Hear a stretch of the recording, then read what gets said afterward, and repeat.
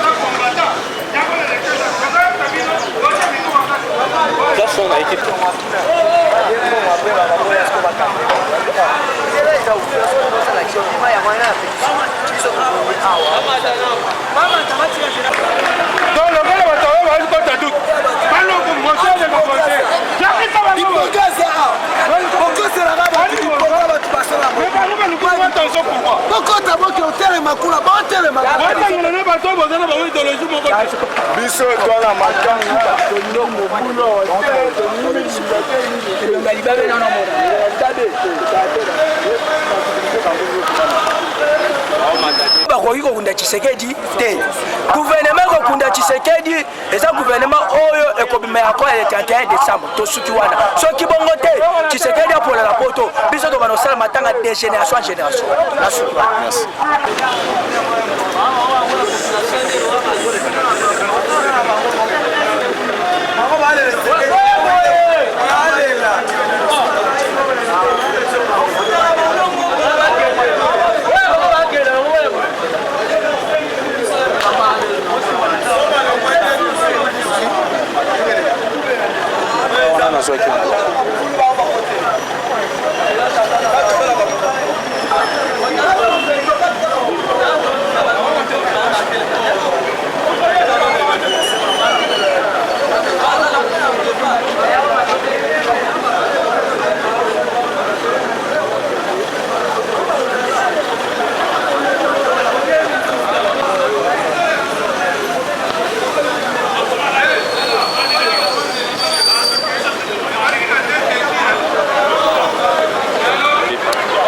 C'est un sentiment de tristesse. Nous venons de perdre le grand baobab d'Afrique et celui qui était l'icône de la politique congolaise, de la démocratie, de l'état des droits, celui qui luttait pour la bonne gouvernance, pour l'émergence du Congo, celui qui luttait pour que le Congo soit réellement indépendant, afin que les agresseurs ou ceux qui tentent toujours à s'infiltrer, à s'immiscer dans les affaires intérieures du Congo n'est plus. Donc je suis consterné premièrement et lorsque j'ai appris la nouvelle que le président était dans les comas le mardi, donc ça nous a fortement choqué, ça nous a fortement bouleversé. Mais aujourd'hui Tshisekedi n'est pas là, le corps est parti mais l'esprit Tshisekedi continue à régner sur les combattantes et ces combattants de l'IDPS ainsi que sur l'ensemble de la population congolaise en général. Nous sommes dans la tristesse, nous pleurons le baobab d'Afrique, mais nous croyons que nous allons continuer son combat jusqu'à ce qu'il y aura un vrai état de droit et une vraie démocratie dans notre pays. Et quelle attitude doit prendre les combattants? Nous lançons un appel au calme. Nous devons organiser les obsèques du président dans le calme. Le président, regardez ce qui s'est passé en Belgique. Il n'y a pas eu de désordre, il n'y a pas eu des échauffourées. Nous demandons à la police d'avoir une attitude comme le poisson dans l'eau, comme le disait Moussé Laurent Désiré Kabila. Que les combattants aussi les considèrent comme leurs frères, qu'il n'y ait pas de désordre, qu'il n'y ait pas de jets de pierre, qu'il n'y ait pas de jets de gaz lacrymogène, que la paix règne jusqu'au jour où nous allons amener le président dans la terre de nos ancêtres, c'est-à-dire dans son dernier demeure, que la paix règne. Ce qui est très important, c'est la continuité du combat et de la lutte. Mais nous lançons vraiment cet appel pathétique, qu'il n'y ait pas de désordre, qu'il n'y ait pas de jeux où les gens viendront pour voler, quoi que ce soit. Non, non. La jeunesse que nous dirigeons, c'est une jeunesse modèle. Montrons cet exemple que Etienne Tshisekedi a réellement encadré les jeunes qui sont capables de militer aussi dans la non-violence ainsi que dans la démocratie. C'est ça le message que nous lançons à la jeunesse tout entière ainsi qu'à tous les combattantes et combattants de l'IDPS en particulier. Donc, nous allons gérer jeunesse et IDPS. Depuis mercredi, papa Etienne Tshisekedi Azali Susuna Bissoté, Oyazaki icône, il y a démocratie, il y a état de droit. Oyazaki qu'on lutte, qu'on milite pour l'émergence à Congo. Oyazaki qu'on milite pour la bonne gouvernance. Oyazaki qu'on milite pour l'état de droit. Pour Congo est réellement indépendant. À Koufi Azali Susuna Bissoté, paix à son âme.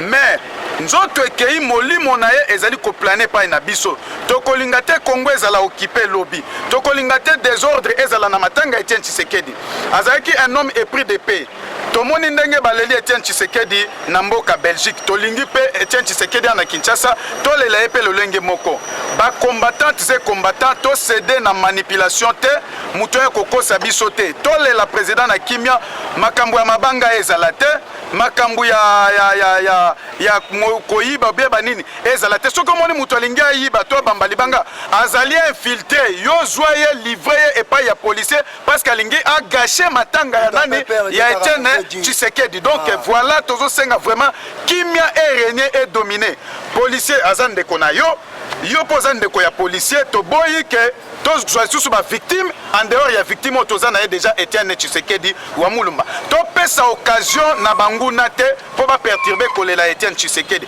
Donc voilà tongi tol bana bino yango wana biso nyo tozana attitude ya deuil lindalala na mutu badge ya Tshisekedi elembo nde ezala epa na biso. Donc merci beaucoup vraiment. Mobulo ezalaki mais yayi ina calmi sikoyo vraiment kimia ezali la ville morte ezali observer calme ezali tozo senga ke tolela président na ndenge ya limemia to céder na manipulation te atant que ba leader yango moni tozo linga message tam soso tolobi na munoko boye 200 personnes ba oyoka mais ata honorable Félix avant kende atikala ko senga biso to tikala bomoko et puis tolanda moya président ndenga lobaki aza moto ya kimia pe ya no violence ezala manifeste 4 na biso toboyi makambo ba jet de pierre toboyi donc mutu nyonso to mona bambi libanga ou bien ayibi eloko ya mutu to considéré comme infiltré moya zoko linga ke Tshisekedi balela ye na ndenge ya kimia te. Donc voilà eloko to bango na lifoto ezoko ebisa bango yango moto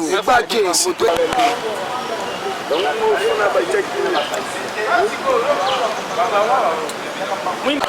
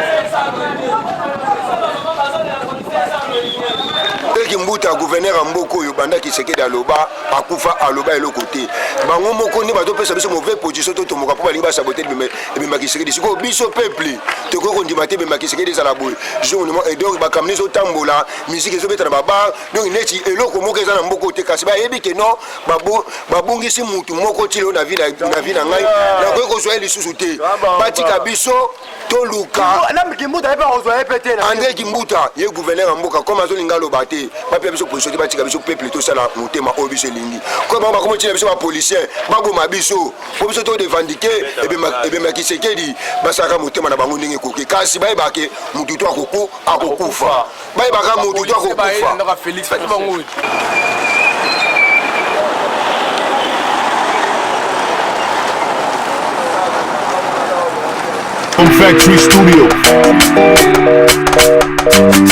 Hi.